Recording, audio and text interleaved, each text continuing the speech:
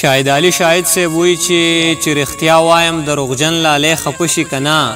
لاس په خوله کېږدم وایم اوس په دی خفه شي که نه چې رښتیا وایم دروغجن لالی خفه شي که نه لاس په خوله کېږدم وایم اوس په دی خفه شي که نه د محبت د جذبې شاته فریب نه وي په کار د خپل جانان په دوه رنګۍ سړی خفه شي که نه د محبت د جذبې شاته فریب نه وي په کار د خپل جانان په دوه رنګۍ سړی خفه شي که نه او ځان داسې کړي لکه چې بالکل په څه نه پوهېږي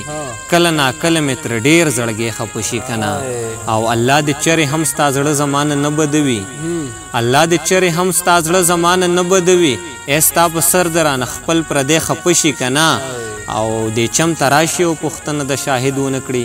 شاهد په حق دی آخر سړی خفه شي که نه ها زبرته د دې تذکرې نه د جلال مرخیل یو غزل ویم هغه وایي چې د لوپټې سره دې ونیوې په خوله کې ګوتې زار دې له شرمه نور مې مه وهه په زړه کې ګوتې او ما ستا د زلفو په تارونو باندې وتړلې زما له ګوتو خویېدې په بارانه کې ګوتې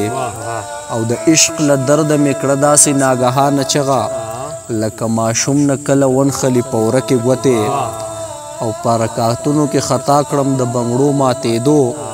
د سودایانو غوندې شمارم په مانځه کې ګوتې او ډېرې زما د نیټې کرښې پکې سلک کاږي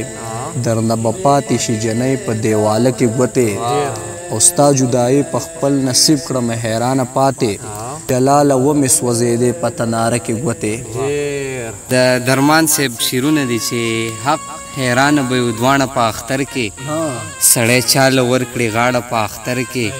او مسافره دا واده را سره وکړه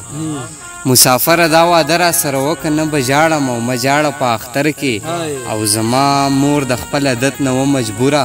دروازې ته وولاړه په اختر کې او اخترونه خو د خلکو وي درمانه پښتانه خو ژاړي واړه په اختر کې